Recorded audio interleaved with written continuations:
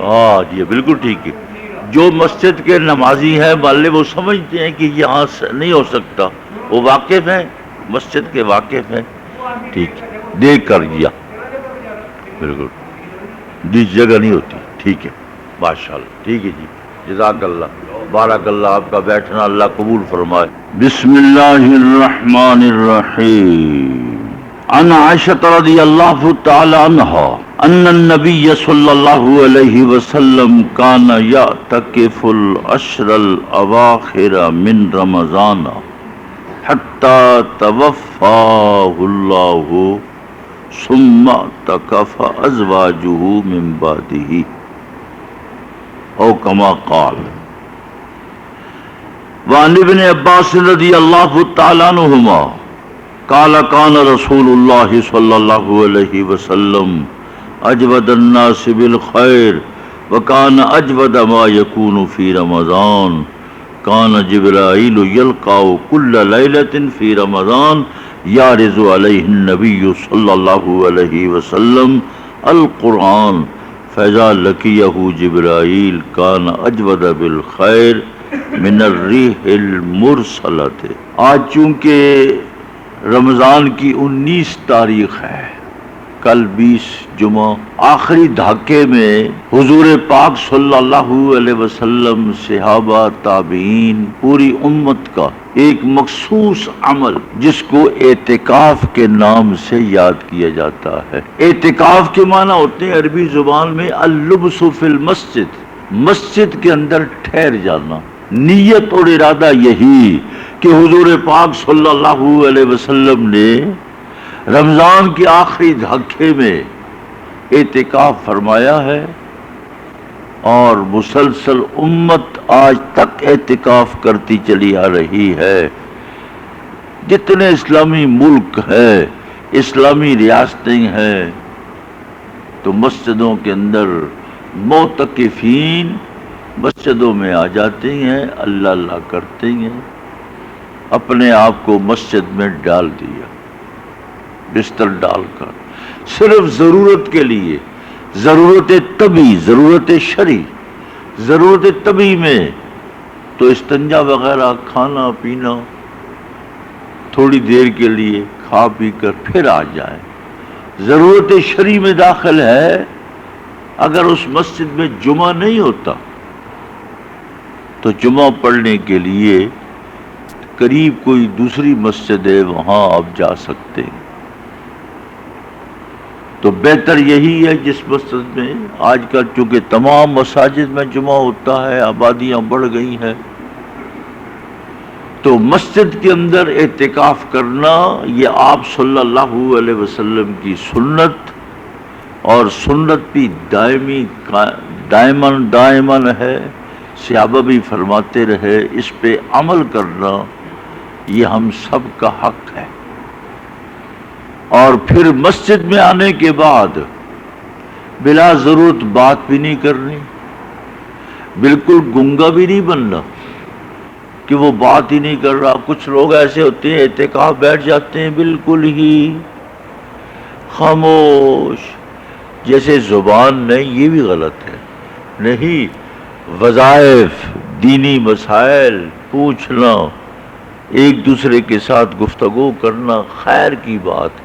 مسجد اللہ کا گھر ہے، اللہ کے گھر میں بیٹھے ہیں. دنیاوی باتیں، دوسری باتیں تو ویسے بھی زیب نہیں دیتی، لیکن معتکف جو ہے اس کو تو یہ حکم ہے کہ بس تلاوت کرتا رہے، درود پڑھتا رہے، ذکر کرتا رہے.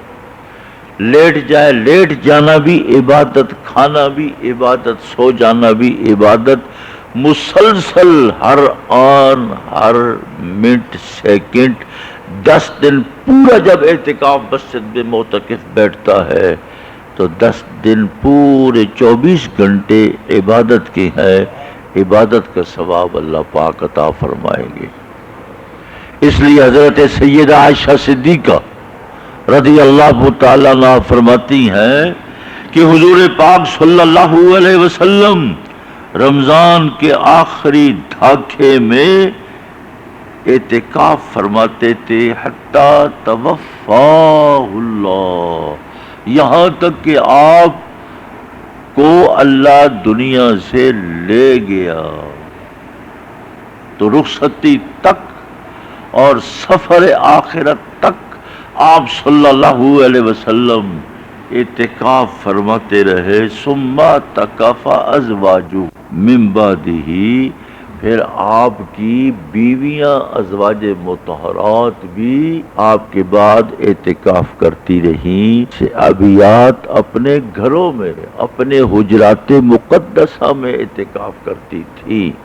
اس لیے ام المومنین امہات المومنین والمومنات کا عمل گھر میں، تو عورتیں گھروں میں بھی اپنے گھروں میں اعتکاف کریں. ایک جگہ مخصوص کر لیں کہ یہ جگہ مخصوص ہے، اپنی چارپائی، اپنا پرانے زمانے میں تخت پوش ہوتے تھے لکڑ کے، وہ مسجد ہوتی تھی گھر والیوں کی، عورتوں کی، اس پہ بیٹھ جائے، چارپائی پہ بیٹھ جائے، نیچے ایک جگہ پر قبلہ رخ ہو کر وہیں وہ رہے، اسی مقام پر. اپنی ضرورت کے لیے اٹھ کر جانا ہے، استنجا کرنا ہے، وضو کرنا ہے، پھر وہاں آ جائے.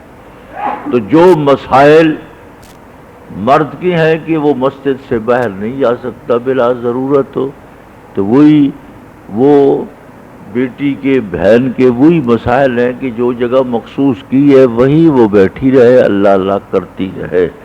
اس لیے حضرت ابن عباس رضی اللہ تعالیٰ عنہ سے روایت ہے کہ آپ نے فرمایا کہ حضور پاک صلی اللہ علیہ وسلم پھر خیر کے معاملے میں بہت سخی تھے، یہاں تک کہ رمضان میں یہ خیر اور بڑھ جاتی تھی.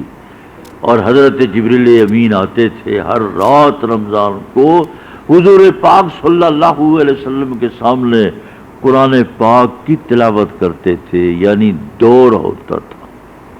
فرمایا جب جبریل امین آتے تھے خیر اتنی بڑھ جاتی تھی، اتنی بڑھ جاتی تھی جیسے تیز ہوا.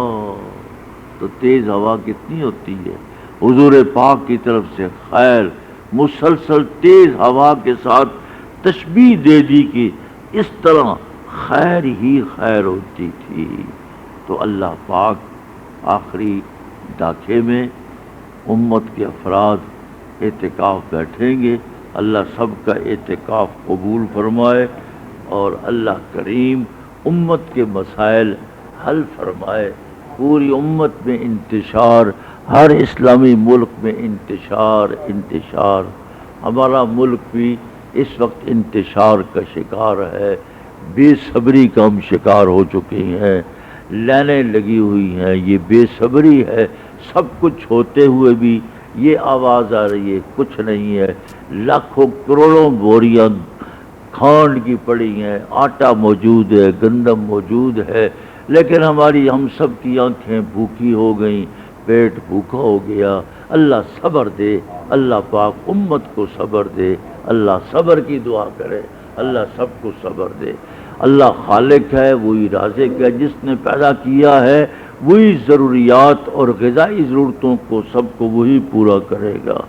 اے اللہ الحمدللہ رب العالمین والعاقبۃ للمتقین والصلاة والسلام علی رسولہ محمد وعلی آلہ وصحبہ اجمعین. اللہم انا نستغفرک ونتوب الیک، اللہم انا نستغفرک ونتوب الیک، اللہم انا نستغفرک ونتوب الیک. سبحان اللہ والحمد للہ لا الہ الا اللہ واللہ اکبر، لا حول ولا قوة الا باللہ، لا حول ولا قوة الا باللہ، لا حول ولا قوة الا باللہ. ولا ملجأ ولا منجأ من اللہ الا الیہ، ولا ملجأ ولا منجأ من اللہ الا الیہ.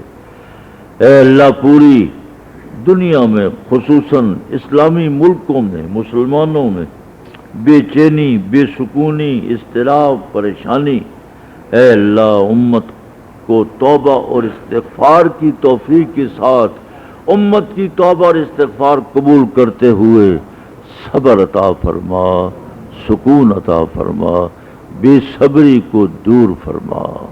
اے اللہ بے صبری کو دور فرما، صبر، تحمل، بردباری۔ اے اللہ توبہ استغفار کی توفیق عطا فرما۔ آج سب کچھ ہوتے ہوئے بھی قحط کی کیفیت پیدا ہو چکی ہے، ہم سب قحط کے اندر مبتلا ہیں یوں معلوم ہو رہا ہے، حالانکہ قحط کی کیفیت نہیں، یہ بے صبری ہے۔ اللہ صبر عطا فرما، اے اللہ صبر عطا فرما۔ الصبور الصبور الصبور، اے اللہ اپنے خزانہ صبر سے صبر و تحمل بردباری نازل فرما کر ہر مرد و زن کو صبر عطا فرما، صبر عطا فرما۔ اے اللہ خیر عطا فرما، برکتیں عطا فرما۔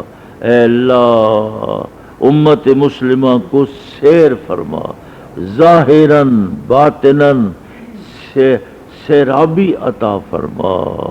اے اللہ سیرابی عطا فرما۔